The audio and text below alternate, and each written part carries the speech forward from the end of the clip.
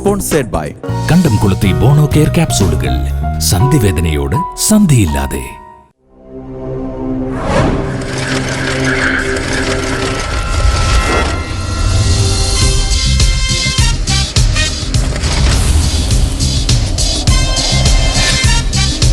Kerala Vision Short Film Festival 2016. നമസ്കാരം. Kerala vision Bono Care short film festival 2016 എല്ലാ മാന്യ പ്രേക്ഷകർക്കും സ്വാഗതം. നവംബർ 25 ഗ്രാൻഡ് ഫിനാലെ നടക്കുന്നത്. 50 ഷോർട്ട് ഫിലിംസിൽ നിന്ന് 10 ഷോർട്ട് ഫിലിംസ് ആണ് അവസാന റൗണ്ടിലേക്ക് തിരഞ്ഞെടുത്തിരിക്കുന്നത്.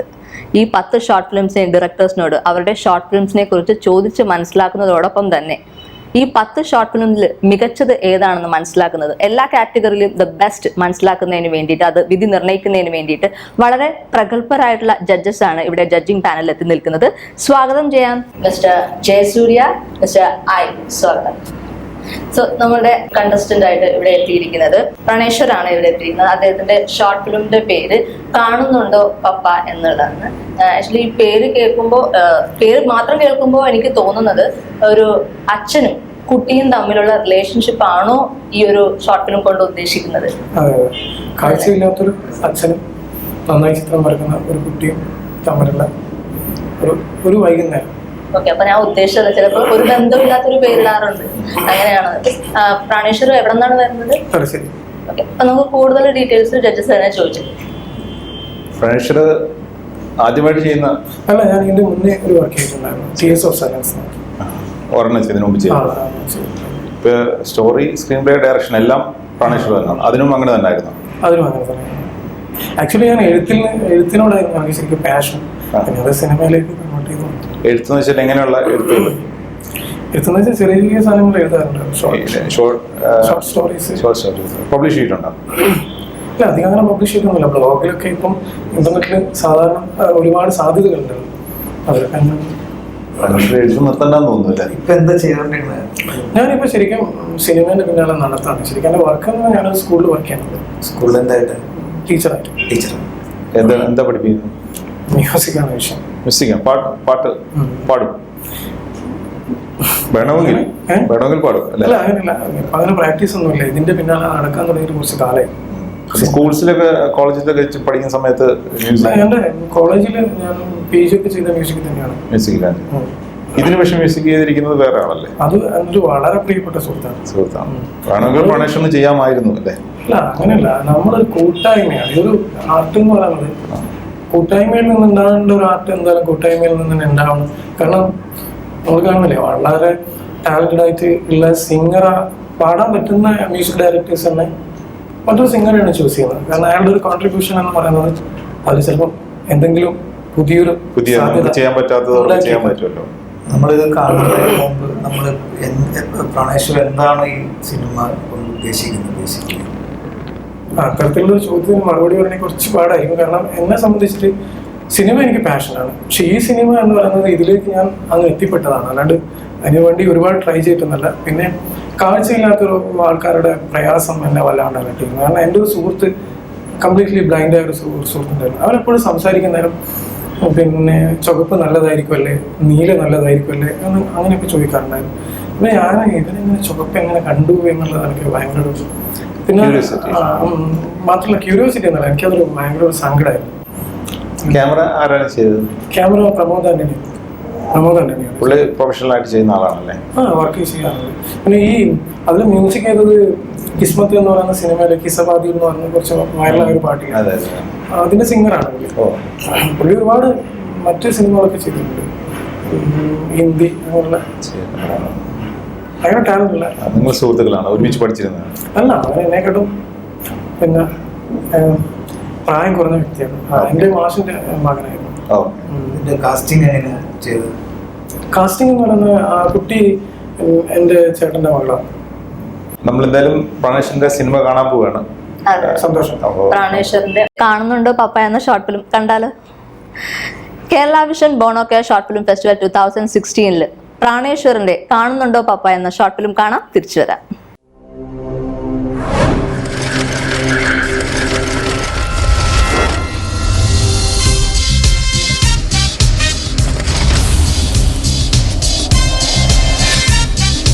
Kerala Vision Short Film Festival 2016.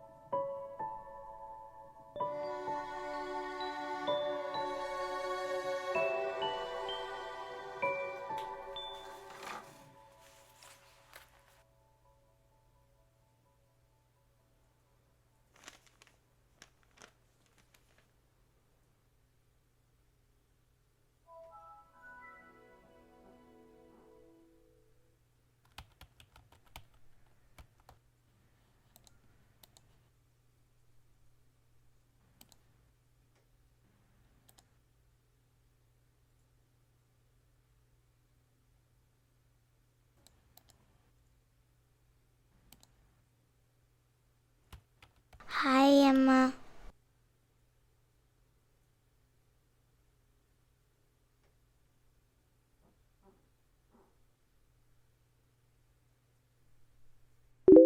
മോളിപ്പോൾ എത്തിയതേ ഉള്ളൂ. ഫുഡ് കഴിച്ചോ? വെള്ളം കുടിച്ചു.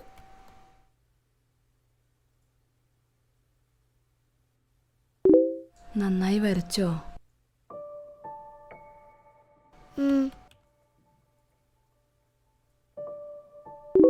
സബ്ജക്റ്റ് തന്നിരുന്നോ? ഇല്ല. മോളെന്താ വരച്ചത്? പപ്പയുടെ ഫോൺ കിട്ടിയാൽ ഞാൻ പോസ്റ്റ് ചെയ്യാം. ഇപ്പൊ പറയുന്നില്ലേ? ഇല്ല. അതെന്താ? അങ്ങനെ മമ്മ ഇപ്പൊ അറിയണ്ട.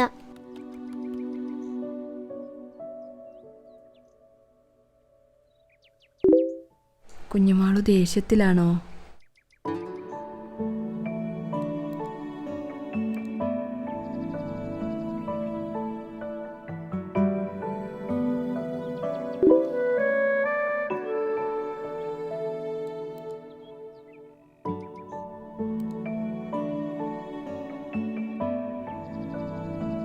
ഞാൻ അമ്മയോട് ശരിക്കും പിണക്കണം.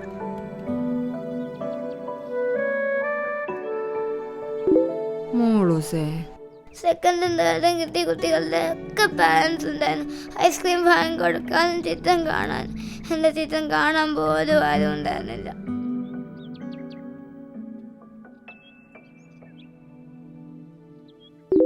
എൻ്റെ പഞ്ചാരക്കാണോ ഫസ്റ്റ്?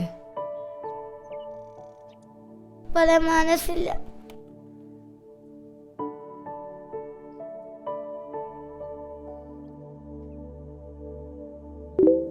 അമ്മയ്ക്കറിയാലോ മോളെ തോൽപ്പിക്കാൻ അവിടെ ആരുമില്ലെന്ന്.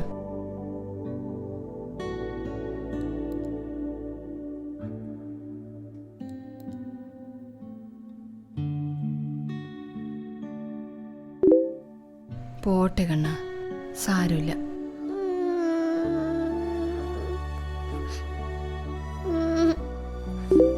മോള് പപ്പയ്ക്ക് കാണിക്കേ. അല്ലല്ലോ, എനിക്ക് അമ്മയെ കാണിക്കാൻ താല്പര്യമില്ല. ഐ ഹേറ്റ് യു അമ്മ.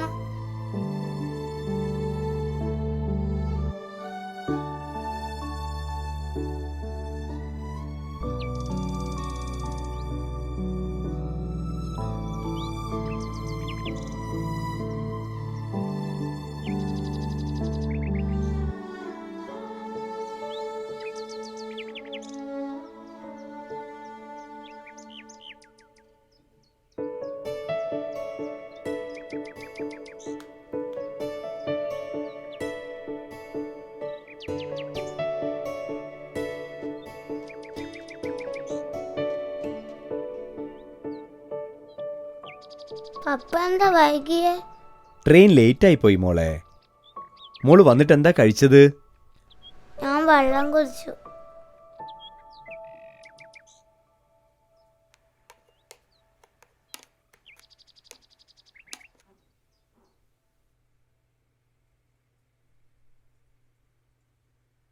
എങ്ങനെയുണ്ടായിരുന്നു മോളുടെ കോമ്പറ്റീഷൻ? നന്നായിരുന്നു പപ്പ. സബ്ജക്റ്റ് ഒന്നും ഉണ്ടായിരുന്നില്ല. ആണോ? എവിടെ മോളുടെ ചിത്രം? പപ്പ കാണട്ടെ.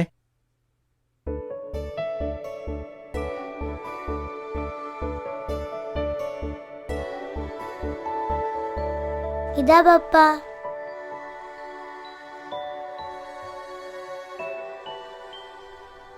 മോൾക്കാണല്ലേ ഇത്തവണയും ഫസ്റ്റ്?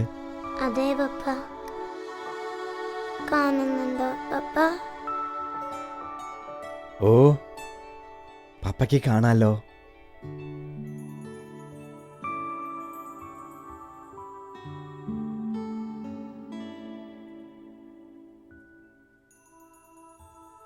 നന്നായിട്ടുണ്ട്.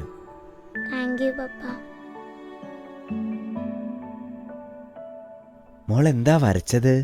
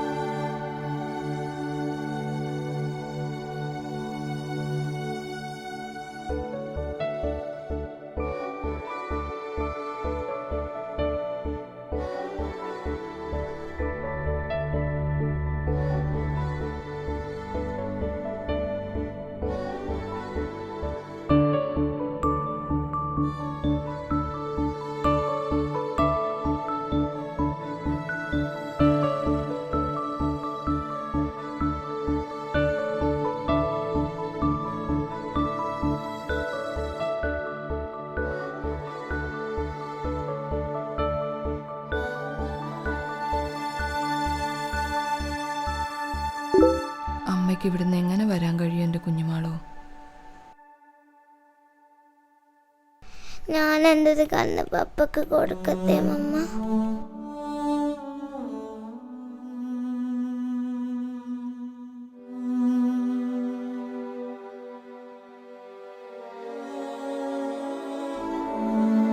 അങ്ങനെ പറ്റില്ല കണ്ണ, അതിന് നിയമമില്ല.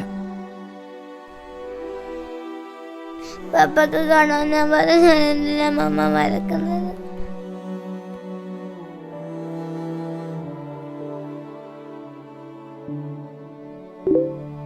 കണ്ണാ, നീ ഇമോഷണലാവില്ലേ? ആരും കാണാനില്ലാതെ അനാഥമായി കിടക്കും അമ്മമ്മയുടെ ചിത്രങ്ങൾ. ഞാൻ എൻ്റെ വരം നിർത്തുക.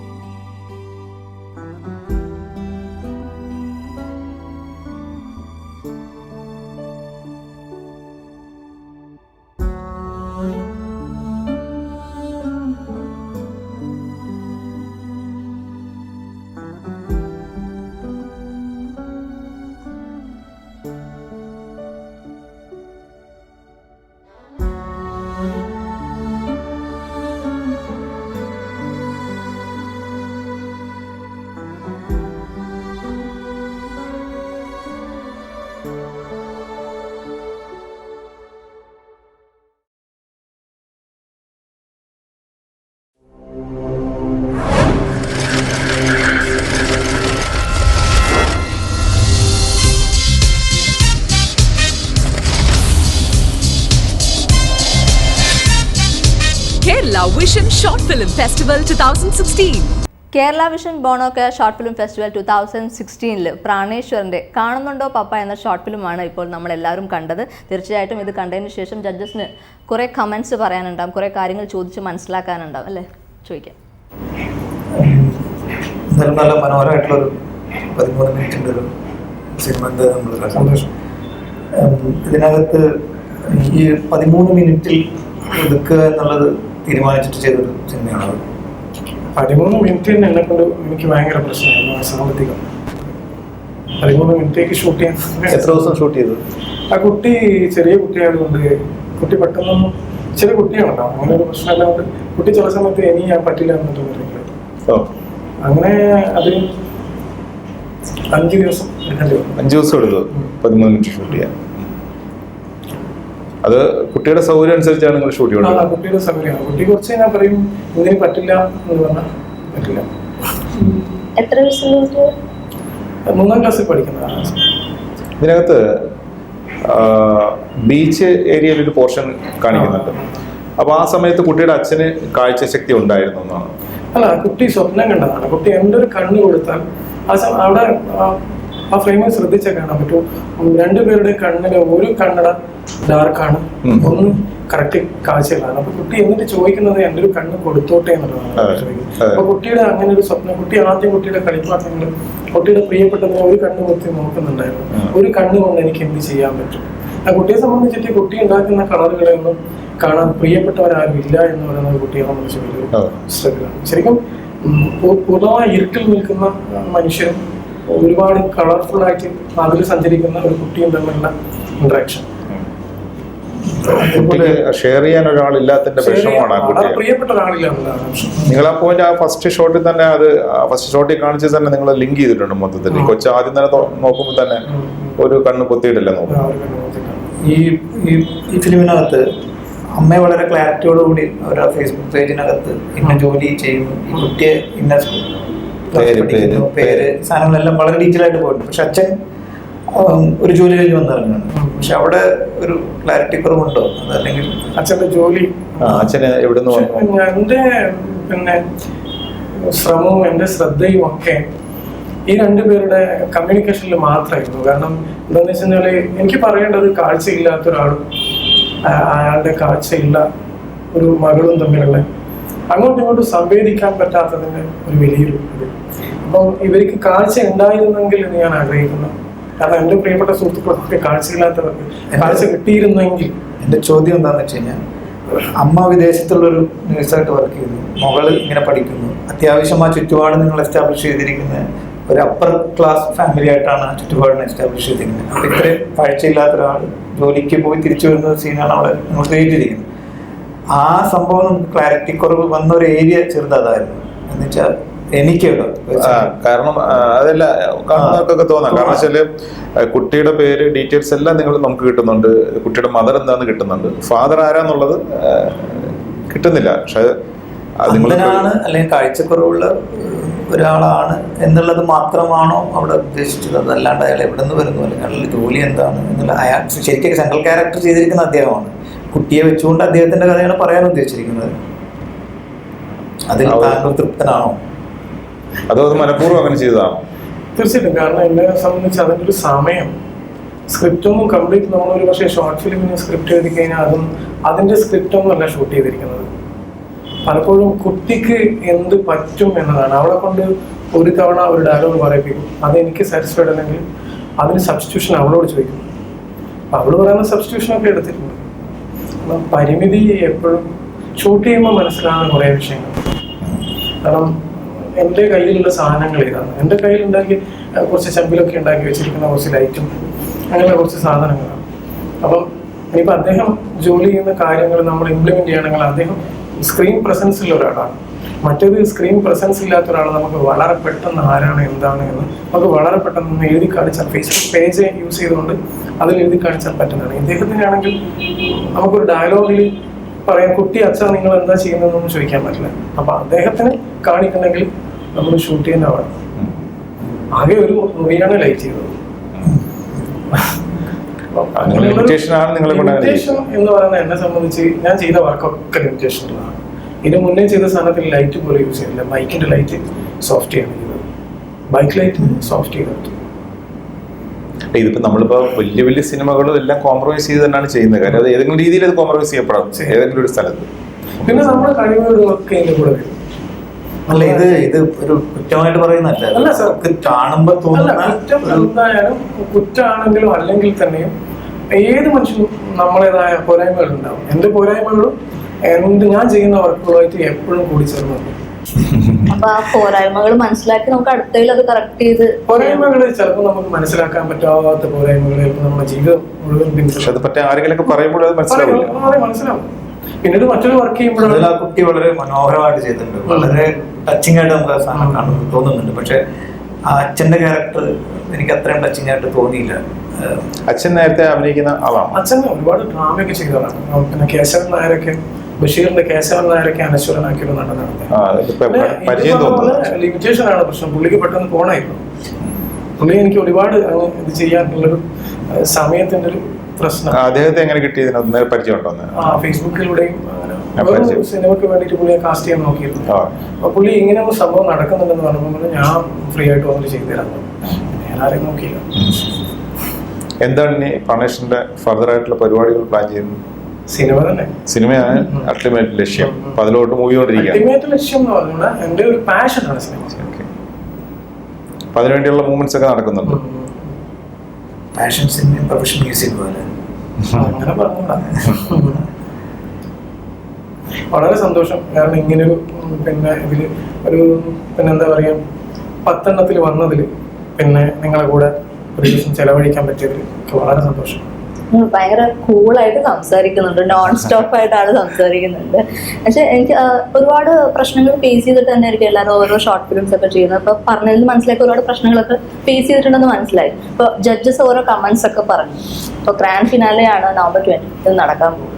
എങ്ങനെയാണ്, പ്രതീക്ഷയുണ്ടോ എനിക്ക് ഫസ്റ്റ് കിട്ടും എന്നുണ്ടെങ്കിൽ? അല്ല, ഞാൻ ചുറ്റുപാടുകളിലേക്ക് നോക്കുമ്പോൾ എന്നെക്കാട്ടും ഒരുപാട് ടാലന്റ് ആൾക്കാരുകൾ നമ്മുടെ ചുറ്റുപാടുകളാണ്. അപ്പം നമ്മൾ ഒരുപാട് അത്യാഗ്രഹമൊന്നുമില്ല എനിക്ക്. നമ്മൾ ഈ 10ൽ വന്നതിൽ തന്നെ ഞാൻ വളരെ സാറ്റിസ്ഫൈഡ് ആണ്.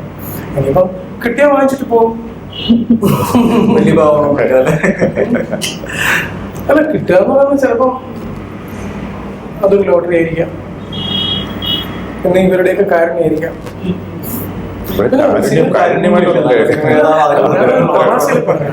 സിനിമ എന്ന് പറയുന്നത് ഓരോരുത്തരുടെ പോയിന്റ് ഓഫ് വ്യൂലാണ്. എന്റെ സിനിമ ചിലപ്പം എല്ലാവർക്കും ഞാൻ ഉൾക്കൊണ്ടത് പോലെ അല്ലെങ്കിൽ ഞാൻ എനിക്ക് ഫീൽ ചെയ്യുന്നത് പോലെ ഫീൽ ചെയ്യണമെന്നില്ല. അത് നിങ്ങൾ പറഞ്ഞത് ശരിയാണ്. കാര്യം കലാകാരന് മാർക്കിടാൻ പാടില്ലെന്നാ. എങ്ങനെ ഇടും? സ്പോർട്സ് ഒക്കെ ആണെങ്കിൽ നമുക്ക് ആദ്യം ഓടി എത്തുന്ന ആൾക്ക് ഫസ്റ്റ് പ്രൈസ് സെക്കൻഡ് പ്രൈസ് കൊടുക്കും. ഇതെങ്ങനെ കൊടുക്കാനാണ്? ആർട്ട് ശരിക്കും ഞാൻ മനസ്സിലാക്കിയത് ലാംഗ്വേജ് ഓഫ് ഇമോഷൻ ആണ്, വികാരത്തിന്റെ ഭാഷ. അതിനപ്പുറത്തേക്ക് അതിന് എനിക്ക് എക്സ്പ്ലെയിൻ ചെയ്യാൻ അറിയില്ല, എനിക്ക് അറിയില്ല അതിനപ്പുറത്തേക്ക്. അത്ര അറിഞ്ഞാൽ മതി. ആളുണ്ടായിട്ട് നന്നായിട്ട് സംസാരിക്കുന്നുണ്ട്. സിനിമയിൽ ഏത് വിഭാഗത്തിലാണ് കൂടുതൽ കോൺസെൻട്രേറ്റ്? ഡയറക്ഷൻ, മ്യൂസിക്കും ഉണ്ടെന്ന് പറഞ്ഞു. ഇപ്പൊ സംഗീത സംവിധാനത്തിലാണോ? ഡയറക്ഷനും എഴുത്തും തന്നെയാണ്. അപ്പോൾ ശരി, പ്രാണേഷിനെ കണ്ടതിലും പരിചയപ്പെട്ടതിലും സന്തോഷം. എനിക്കും നിങ്ങളെ കണ്ടതിൽ വളരെയധികം സന്തോഷം. ഓക്കെ, അപ്പോൾ വിന്നർ ആവട്ടെ. എല്ലാവിധ ആശംസകളും തരും. Thank you. പ്രാണേശ്വറിന്റെ കാണുന്നുണ്ടോ പപ്പ എന്ന ഷോർട്ട് ഫിലിം കണ്ടു. അതിന്റെ ഡീറ്റെയിൽസ് എല്ലാം നമ്മൾ ചോദിച്ചറിഞ്ഞു അദ്ദേഹത്തിൽ നിന്ന്. എന്തായാലും അദ്ദേഹത്തിന് എല്ലാവിധ ആശംസകളും നേരുന്നു. ഗ്രാൻഡ് ഫിനാലയിൽ വെച്ച് കാണാം എന്നും ആശംസിക്കുന്നു. ഇന്നത്തെ എപ്പിസോഡ് ഇവിടെ വൈൻഡപ്പ് ചെയ്യുന്നു. Thank you. Sponsored by Kandamkulathy Bono Care ക്യാപ്സൂളുകൾ. സന്ധിവേദനയോട് സന്ധിയില്ലാതെ.